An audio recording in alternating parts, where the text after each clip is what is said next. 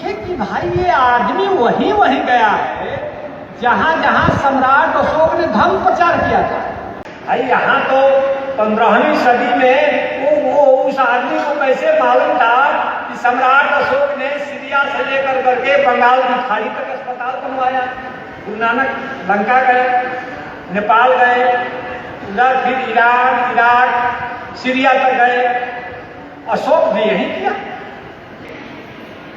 तो बनारस में एक विद्वान ने जाली किताब बना और कहा कि हम तो पढ़ लिए, इस पर महाभारत की कहानी लिखी।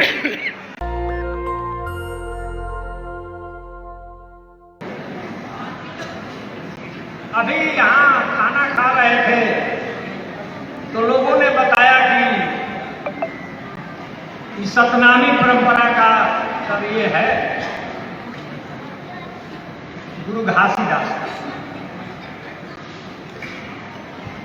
तो हमने कहा कि क्या आप लोग जानते हैं कि तथागत बुद्ध का ही एक नाम सतनाम था? अतः नहीं सर ऐसा, हम यहाँ ऐसा।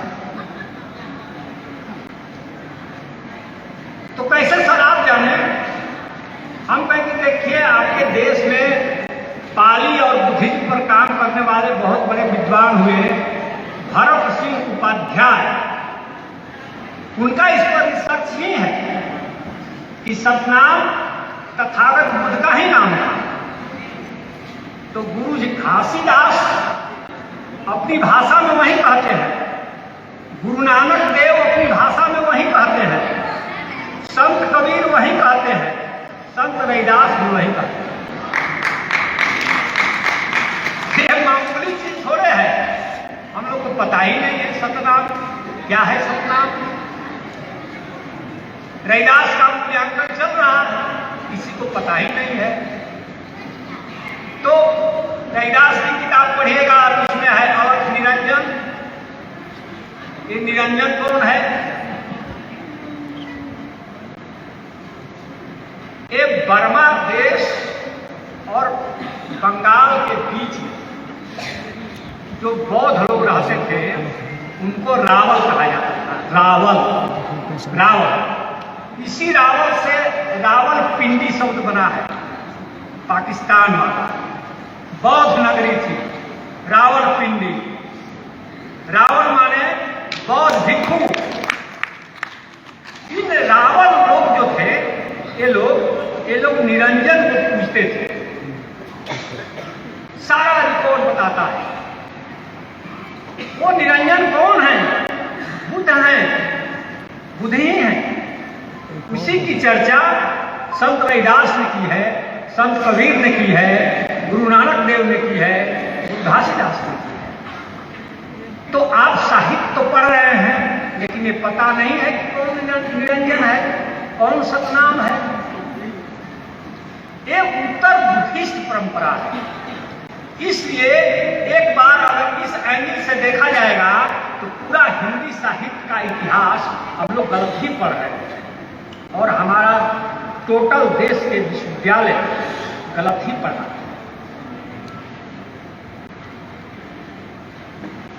मैं कभी कभी जवाहरलाल नेहरू विश्वविद्यालय या पीएचडी में जाता हूँ, वहाँ प्रोफेसर लोगों से कहता हूँ कि भाई कम से कम उल्टा मत पढ़ाइए, उल्टा मत पढ़ाइए। अब तो पता नहीं इसमें हिंदी साहित्य के कितने लोग हैं। अब पढ़ाया जाता है कि हिंदी का विकास जो है अपभ्रंश नाम की एक भाषा से हिंदी का विकास हुआ, जो हम लोग हिंदी बोलते हैं। तो पूछते हैं कि बताओ भाई अपभ्रंश किसने कहा कि मेरी भाषा अपभ्रंश है? तो नहीं पता। आपके तो नहीं पता तो क्यों पढ़ाते हैं? उनका मत पढ़ाओ। कोई कहेगा कि हम नीच जाति के हैं, ये तो आचार्यों ने कह दिया और आपने मान लिया। उसी तरह कोई आचार्य ने कह दिया कि ये संस्कृत है, संस्कार की हुई भाषा है और ये अपभ्रंश है, गिरी हुई भाषा है। आचार्य ने कह दिया, गलती से कह दिया। हम तो कहते हैं कि यहाँ जो वर्ण व्यवस्था है उसी के हिसाब से तुम्हारे हिंदी में 3 प्रकार का प्रचलन है। तू जा रहा है, तुम जा रहे हो, आप जा रहे हैं, मतलब कि आपके सोसाइटी में 3 तरह के लोग हैं। एक वो लोग हैं जिनको हम लोग बोलते हैं कि आप जा रहे हैं, एक वो लोग हैं जिसको बोलते हैं कि तुम जा रहे हो, एक उससे भी नीच है जिसको हम लोग बोलते हैं कि तू जा रहा है। ये व्यवस्था का द्योतक है, हमारा सोसाइटी बटा हुआ, इसीलिए भाषा में वो डिवीजन दिखाई पड़ता है। अंग्रेजी में ऐसा नहीं है, सब कोई एक दूसरे को यू कह रहा है ना। जज मुजरिम को भी यू कह रहा है, मुजरिम जज को भी यू कह रहा है, बाप बेटा को यू कह रहा है, बेटा बाप को यू कह रहा है। कि जो श्री शब्द है वो हम लोग को पहली बार इलाहाबाद के किले में एक शिलालेख है ईसा के बहुत बाद का, वो है 4वीं सदी की। उसमें हम लोग को पहली बार श्री शब्द मिलता है। लेकिन श्री शब्द श्री ये बुद्ध का नाम था, ये पहले से मिलता है। और उसी बुद्ध के नाम श्री पर सम्राट अशोक ने कश्मीर में श्रीनगर की स्थापना की थी। श्रीनगर, जिसको हम लोग श्रीनगर कहते हैं। ये तो इतिहास हम लोग पढ़ा देता है, इतिहास तो उल्टा में पढ़ाया जाता है। कहता है कि बुद्ध के कारण देश गुलाम हो गया। कहे भाई? तो बुद्ध ने कहा कि हिंसा मत करो, देश गुलाम हो गया। वहां ऐसे बोलेगा, यहां बोलेगा कि गांधी जी ने अहिंसा से देश को आजाद करा दिया। क्या तुम्हारा इतिहास है भाई? उल्टा बोलते हो। वहां कहते हो कि बुद्ध के कारण देश गुलाम हो गया, यहाँ बोलते हो कि गांधी जी के कारण देश आजाद हो गया। अब उन्हीं का सिद्धांत ये भी चलाए। तो इसी तरह बकवास है, तो इस बकवास को समझना पड़ेगा। तो हमने कहा कि वहां श्रीनगर की स्थापना की और यहाँ वो श्रीपुर है। तो कहा कि सर श्री मान तो लक्ष्मी होती, लक्ष्मी होती है। आपकी श्री माने लक्ष्मी होती है तो तुम पुरुष हो ना, तो श्री क्यों जोड़ते हो यार? महिला क्यों जोड़ते हो? श्री, तो उसको श्री मत लगा के आपने श्री जोड़ने लगा। उल्टा पुल्टा मत सिखाओ। तो यही जो श्री है ना, वहीं दक्षिण भारत में तिरु है। तिरु तमिल भाषा में जो स है ना वो त हो जाता है। यहाँ हम लोग समय बोलते हैं, टाइम को समय, वहां तमिल भाषा में तमय का, तमय तमय। तो इधर का जो श्री है उधर तिरु है।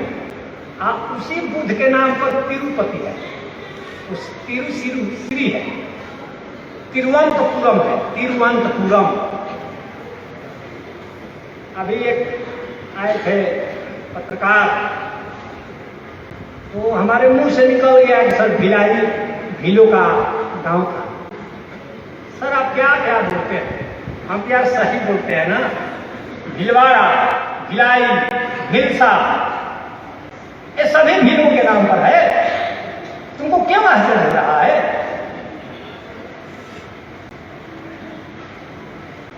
मैं तो बराबर कहता हूं, अब फिर से ध्यान दीजिएगा, अपने आसपास के गांव का जो नाम है वो आपको अजीब सा लगेगा। सब ट्राइबल नाम है गांव का। अब अपने नाना गांव मामा गांव को याद कीजिए। देखिए संस्कृत या अंग्रेजी में आपके नाना मामा गांव का नाम है नहीं मिलेगा।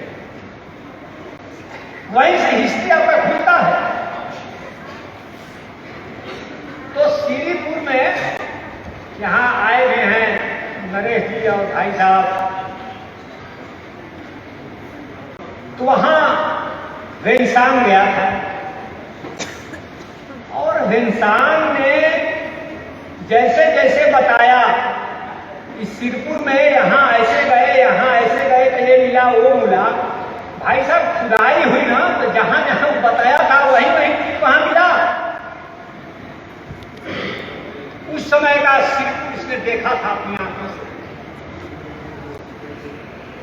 अब उसी आदमी ने लिखा कि बुद्ध से पहले भी बुद्ध हुए। एक आदमी कहा कि सर आप विश्व गुरु क्यों कह देते हैं बुद्ध को? हम कहते तो तुम बताओ कि तुम सिकंदर को विश्व विजेता क्यों कह देते हो? क्यों कहते हो?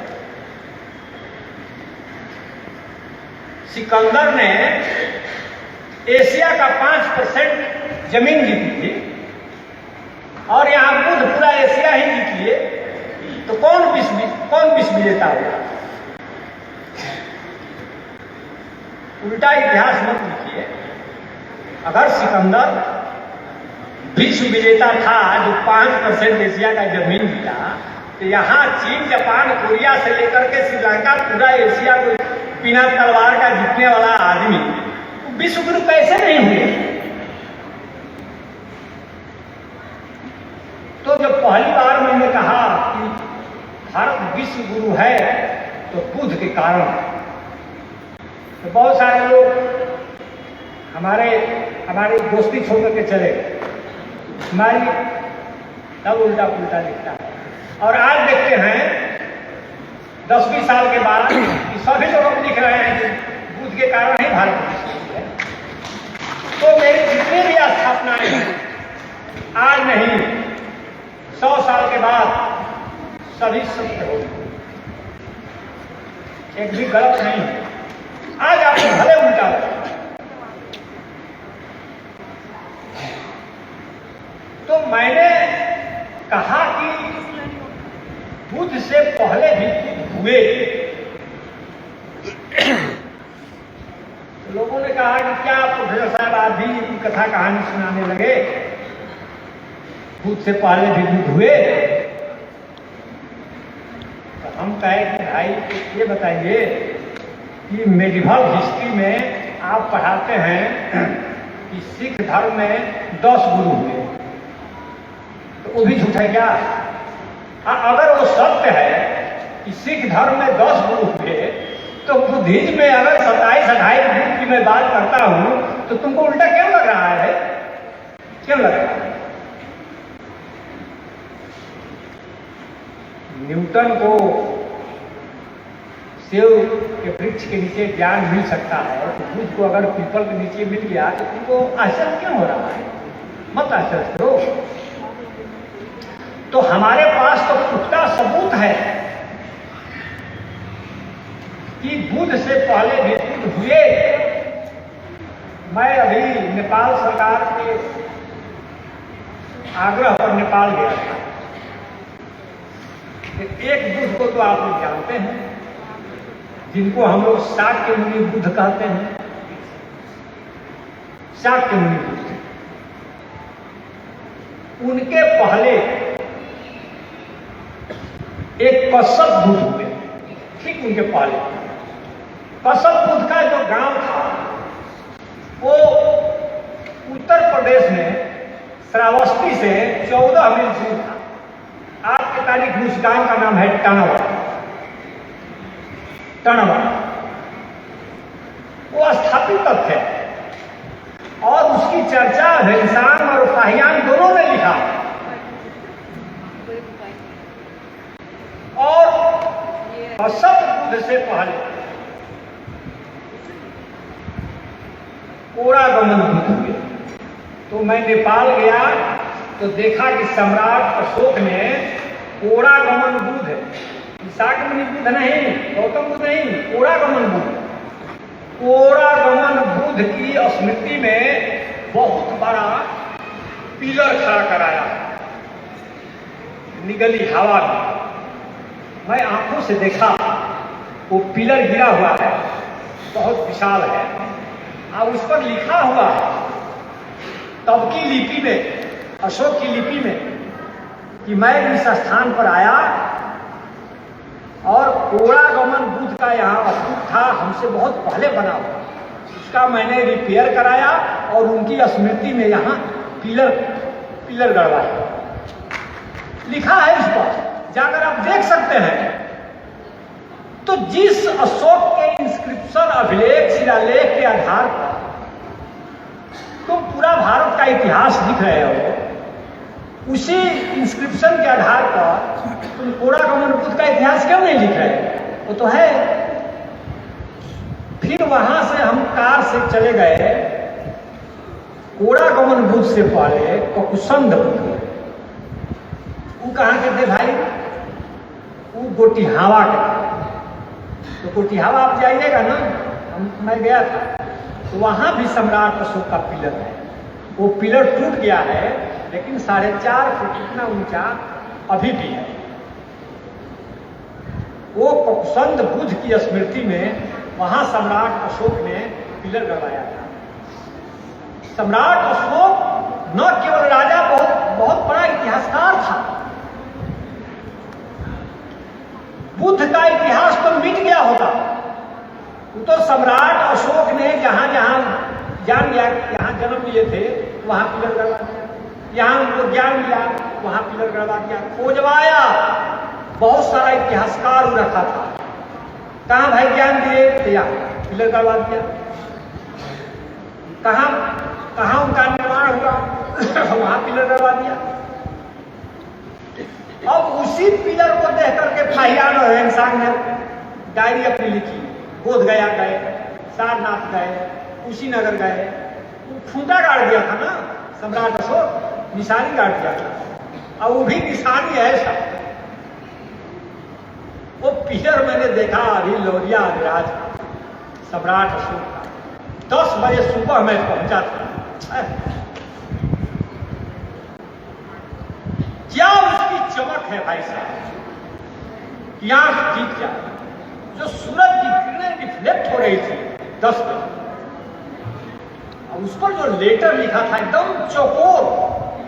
सम्राट अशोक के लेटर का देखिए यही पहचान है, एकदम वर्गाकार वर्ग की लंबाई उतनी चौड़ाई। अगर वैसी नहीं है तो समझिए कि सम्राट अशोक का लिखवाया है। आज की प्रिंटिंग प्रेस भी उस तरह के लेटर की छपाई नहीं कर सकती, जितना बढ़िया वो लिखवाया। अभी एक सम्राट अशोक का शिलालेख मिला है मठमोरिया में, बस आ गाँव। मैं गया था देखने के लिए, क्योंकि पहली बार लोगों ने देखा उसको। आज से 2,2500 साल से भी पहले, क्योंकि कोई को मालूम नहीं था। मैं देखा तो दंग रह गया, लगा कि पहाड़ पर आज ही कोई रात में लिख कर करके उतर गया। अब मैं सुबह में जा रहा हूं देखने के लिए। माने 2,2500 साल से भी पहले का लिखा हुआ वो जो चमक हम देखे, वो हमारे जिले के बगल में कैमूर में, कि भाई उसकी चमक अभी इतनी लग रहा है कि रात में कोई था। तो पिलर गड़वा दिया, खूंटा गड़वा दिया। जैसे खेत को पहचान के आदमी नहीं खूंटा गाड़ देता है, यहाँ से यहाँ तक जमीन हमारी है। उसी तरह सम्राट अशोक ने जहां जहां बुद्ध का ये ऐतिहासिक स्थान था, वहां पिलर गड़वाया। वो पिलर नहीं गड़वाया होता तो फाहियान को ठाक मालूम इंडिया में क्या है, हिंसान को क्या ठाक मालूम, और फाहियान और हिंसान को ठाक नहीं मालूम तो अलेक्जेंडर कनिंघम को ठाक मालूम। कहाँ सारनाथ है? ये सारनाथ बोधगया का मंदिर देखे ना, ऊंचाई है। ये तो अंग्रेज इतिहासकार कहते हैं कि ताजमहल अजूबा है। फिर से भाई साहब जाकर के देखिए, महाबोधि टेम्पल को ठीक से देखिए। अभी मूल्यांकन नहीं हुआ है ठीक से, ये मूल्यांकन करना ही नहीं आता है इनको। फिर से देखिए, ताजमहल नहीं, महाबोधि टेम्पल अजूबा है। अगर कोई स्थापत्यकार वास्तुकला का जानकार अगर ठीक से उसको देखे तो, मैं 10 बजे रात में उसको देखा बहुत ध्यान से, क्या उसका स्थापत्य कला फिर से देखिए। दुर्भाग्य देश का कि उतना ऊंचा टेम्पल मिट्टी से ढका हुआ था। मिट्टी से। सुजाता के गांव की खोज तो इधर हुई है ना, जो बुद्ध को खीर खिलाई थी, उसकी गांव की खोज इधर 2006 में हुई, नीतीश कुमार जब मुख्यमंत्री हुए। उतना ऊंचा स्तूप है सुजाता का, निरंजना नदी के उस बगल, इधर महाबोधि टेम्पल गया। तो इससे भी ऊंचा, जितना ही बड़ा घर है इससे भी ऊंचा, कैसे इसको मिट्टी से ढका गया था कि हजारों साल लोगों को पता ही नहीं चला कि इसमें क्या, कि 2006 में उसकी जानकारी है। अरे ये तो सुजाता का घर, सुजाता का स्तूप है, वहां लिखा हुआ है। वहां भी सम्राट अशोक ने निशानी गाड़ी थी, पिलर वहां भी, वही पिलर और महाबोधि टेम्पल में वहीं से उठा करके महाबोधि टेम्पल में वो पिलर रखा हुआ है, जिस पर लोग पैसा फेंकते हैं, वही पिलर सुजाता का।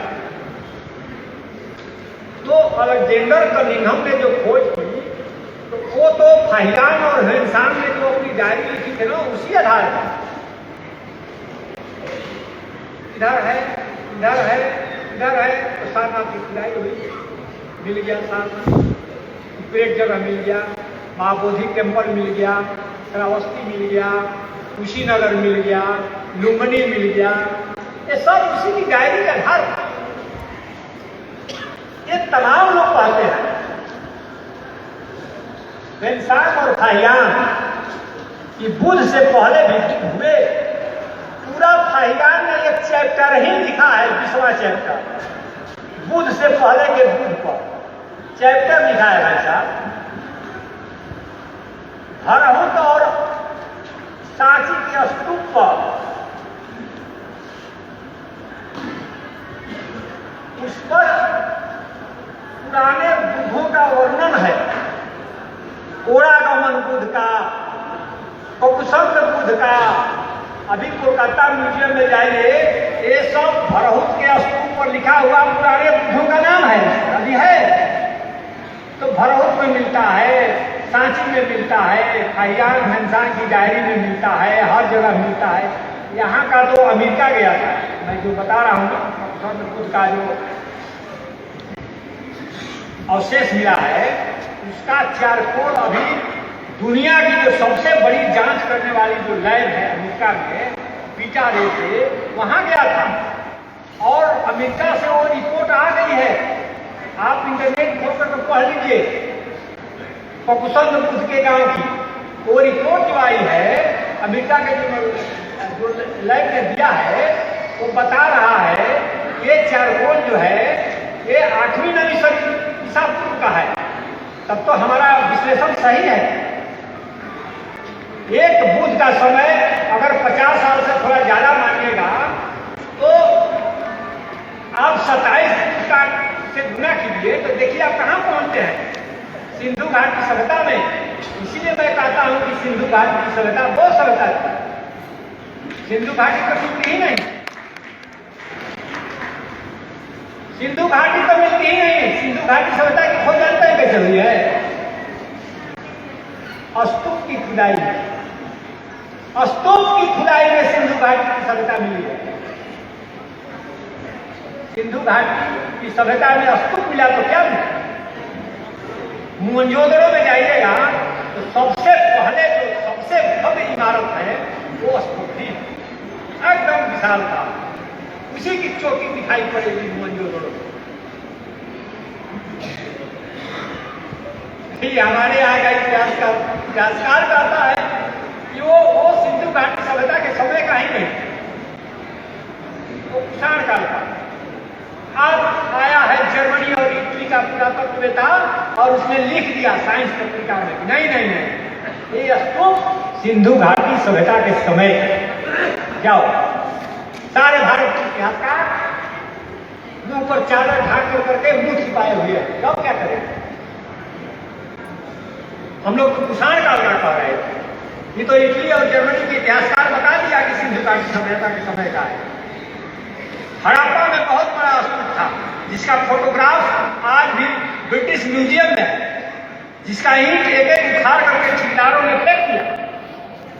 इसी धोलावीरा की खुदाई हुई है। धोलावीरा में धमचक प्रकार का स्तूप मिला है।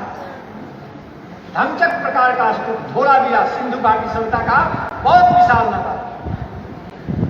वो धमचक प्रकार का जो स्तूप है वो हम लोग को पंजाब के संभोग से मिला है। हड़प्पा में स्तूप मिला है, मोहनजोदड़ो में स्तूप मिला है। अरे और गोली मारो ना भाई, तुम्हारे ऋग्वेद में खुद 2 बार स्तूप आया है। तो कैसे कहते हो कि बुद्धिज्म की परंपरा नहीं है? गौतम बुद्ध को तो सभी किताबें लिखा ही है कि वो बौद्ध धर्म के प्रवर्तक संस्थापक थोड़े कहीं लिखा हुआ है, प्रवर्तक थे। इसकी परंपरा थी और बड़ी समृद्ध परंपरा थी। अभी हम लोग को बुद्धिज्म से बहुत कुछ सीखना है। इतिहास में बहुत कुछ जांचनी बाकी है। तो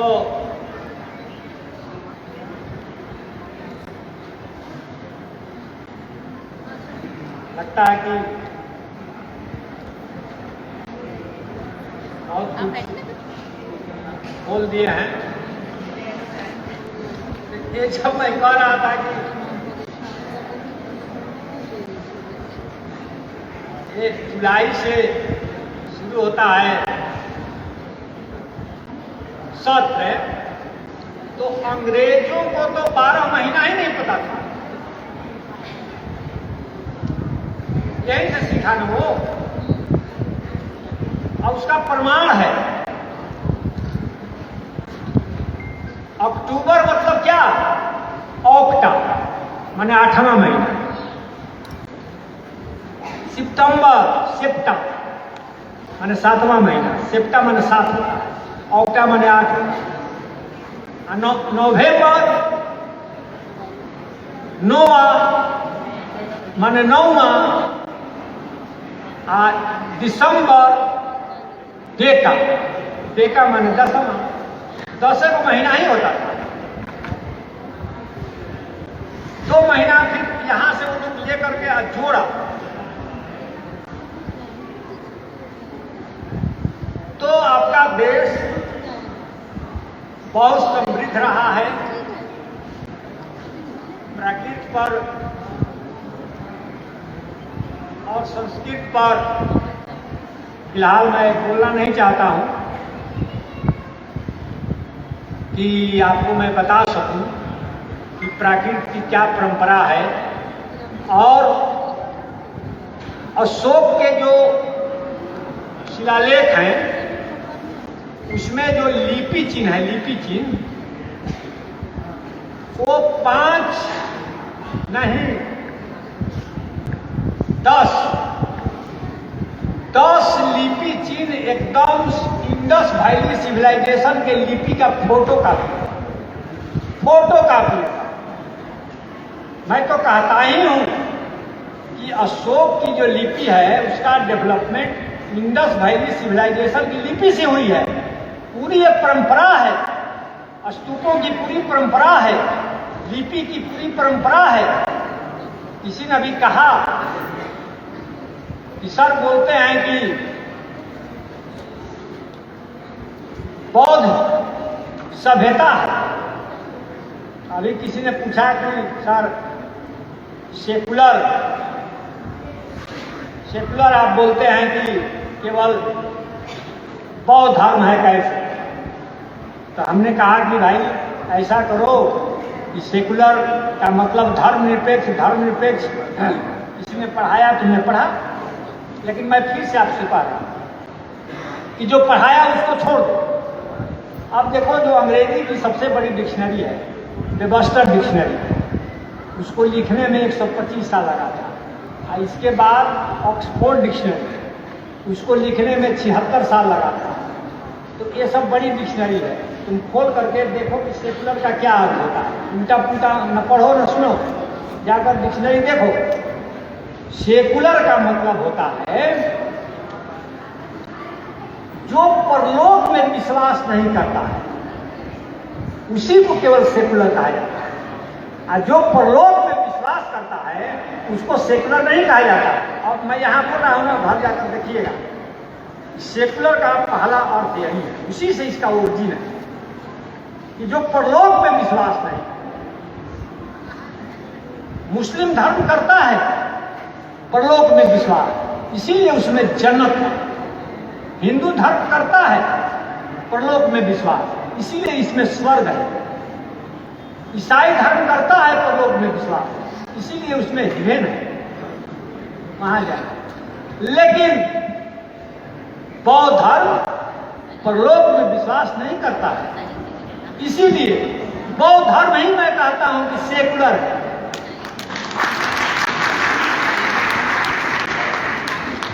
लेकिन हम लोग तो डेप्थ में जाते ही नहीं है, गहराई में। इधर नानक जयंती था 4-5 दिन पहले, हम लगे मैप देखे, तो मैप में क्या देखे, नानक देव भाई पैदल बड़ी बुद्ध की तरह चलते थे, कि गए कहां का। देखिए ये बात मैंने 15वीं सदी की है नानक की। देखे कि भाई ये आदमी वहीं गया है जहां जहां सम्राट अशोक ने धर्म प्रचार किया था, और जहां जहां दवाइयां बांटी लगा अशोक का नक्शा गुरु नानक अपने हाथ में लेकर के घूम रहा है, ठीक वहीं जगह। ये मामूली बात नहीं है कि 15वीं सदी में, भाई यहां तो 15वीं सदी में वो उस आदमी को कैसे मालूम था कि सम्राट अशोक ने सीरिया से लेकर करके बंगाल की खाड़ी तक अस्पताल बनवाया। गुरु नानक लंका गए, नेपाल गए, उधर फिर ईरान, इराक, सीरिया तक गए, अशोक भी यही किया।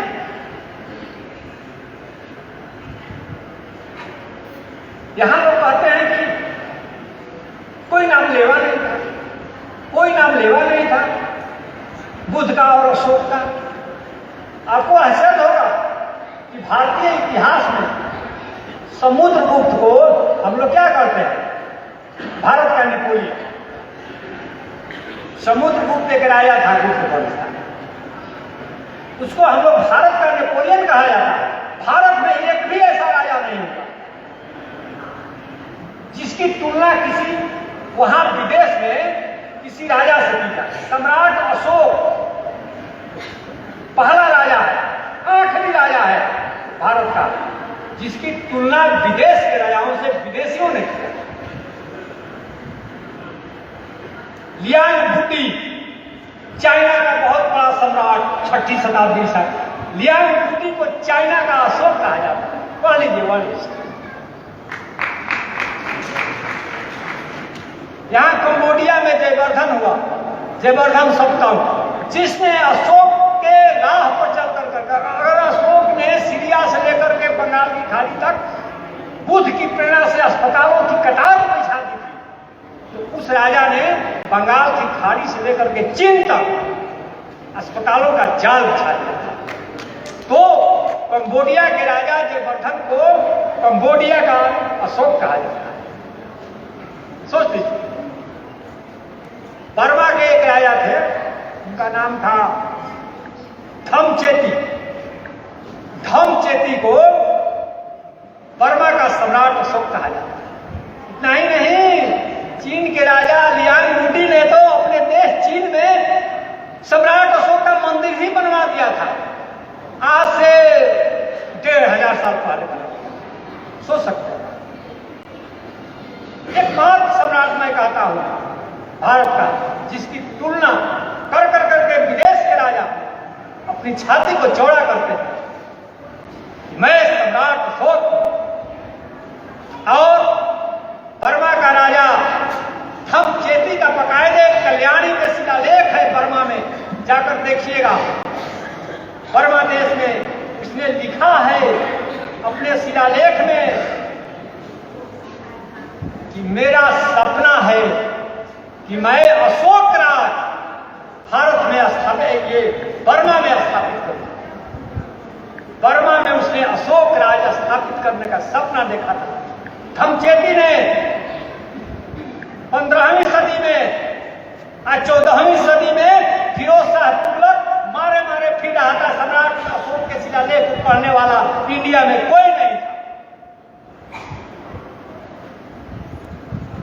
1356 ईस्वी में फिरोज शाह तुगलक को 2 पिलर मिले थे अशोक का, जाकर के उसने दिल्ली में स्थापित कराया, एक मेरठ से और एक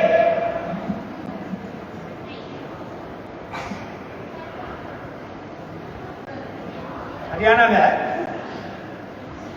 कहा कि भाई इस पर क्या लिखा है, क्या है?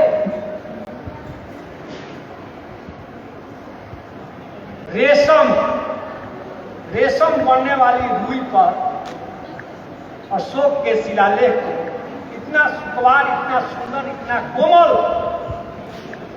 कि राज्यादेश निकाला था फिरोज शाह तुगलक कि रेशम वाली रुई लाई, उसी पर पिलर को सुलाया जाए। 42 पहिए की गाड़ी बनी थी और वो सम्राट अशोक का पिलर दिल्ली लाया गया। और फिरोज शाह तुगलक जब 1356 में दिल्ली लाया सम्राट अशोक का शिलालेख, तो विद्वानों से कहा गया उस जमाने में कि भारत का कोई विद्वान इसको पढ़े, इस पर क्या लिखा है। तो जाली तो हर देश में रहे हैं ना, हर समय में रहे हैं। एक वो कह दिया कि हम तो पढ़ लिए। तो राजा पूछा क्या लिखा है? तो कहा कि लिखा है कि एक जमाने में फिरोज शाह तुगलक नामक राजा होगा, वहीं इस पिलर को कबाड़ करके दिल्ली ला झूठा पढ़ दिया। अरे अंग्रेज के जमाने में एगो वहां कोलकाता में विलियम जोन्स ने कहा कि भाई इसको क्या लिखा है ये तो बताओ। तो लोगों ने कहा कि बनारस विद्वानों की नगरी है, वहां भेजिए, वहां के लोग पढ़ेंगे। कोलकाता से छाप बना करके यहाँ के कलेक्टर को दिया गया, भाई बनारस विद्वानों की नगरी है, पढ़वाइए, इस पर क्या लिखा है। तो बनारस में एक विद्वान ने जाली किताब बना और कहा कि हम तो पढ़ लिए, इस पर महाभारत की कहानी लिखी जाए। अब बहुत दिनों तक भारत में यही पढ़ाया जाता रहा, भीम की लाठी, भीम की लाठी। ये तो अशोक का शिलालेख बहुत पहले पढ़ाया जाता, ये सब कहा दिया कि संस्कृत में लिखा हुआ, तो संस्कृत में लिखा हुआ है और संस्कृत में लिखा ही नहीं था, ये पढ़ाता कैसे? सबको पता ही नहीं चला अंग्रेजों का कि प्राकृत भाषा में, वो सब संस्कृत में पढ़ा था ना, इसलिए नहीं पढ़ाया। तो फिरोज शाह तुगलक 14वीं सदी में मारे मारे फिरा। अब उस जमाने में बर्मा का राजा धमचेती ने कहा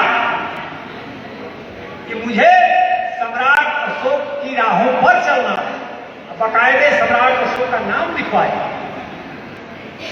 नालंदा यूनिवर्सिटी यहां ना आपने जलवा दिया। यहां जानते हैं अभी तिब्बत के एक छोटे से बौद्ध मठ में किताबों की लाइब्रेरी मिली है। जानते हैं कितनी किताबें मिली हैं? किसी को पता ही नहीं था कि इसमें किताब है इस लाइब्रेरी में। बौद्ध मठ है, 84,000। इंटरनेट खोल करके देखिए, 84,000। तिब्बत जैसे छोटे देश के एक छोटे मठ में किसी को पता नहीं था, दीवार में सब रखा हुआ था, इधर पता चला। तो तिब्बत जैसे छोटे देश के एक छोटे बौद्ध मठ में जब 84,000 किताब थी, तो भैया भारत इतना बड़ा देश है, नालंदा इतना महाबिहार था, नालंदा में कितनी किताबें होंगी आप सोच सकते हैं। अच्छा, नालंदा का पतन हो गया, लेकिन 8वीं और 10वीं शताब्दी में श्रीलंका ने नालंदा महाबिहार बनवाया अपने देश में। नालंदा यूनिवर्सिटी श्रीलंका में, नालंदा यूनिवर्सिटी 15वीं सदी में भूटान में बना। तिब्बत में 18वीं सदी में नालंदा यूनिवर्सिटी भूटान में बना। 21वीं सदी में नालंदा यूनिवर्सिटी जापान में बना।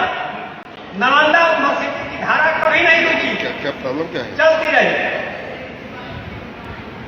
चलिए, आप लोगों ने सुना, बहुत बहुत धन्यवाद। नेशनल दस्तक की आपसे गुजारिश है कि अगर इसको बचाना चाहते हैं तो नेशनल दस्तक को सब्सक्राइब करने के लिए रेड कलर के सब्सक्राइब बटन को दबाएं, फिर बेल आइकन की घंटी दबाएं। नेशनल दस्तक को बचाने के लिए बहुत ज़रूरी है कि हर खबर को शेयर करें, लाइक करें, कमेंट जरूर करें।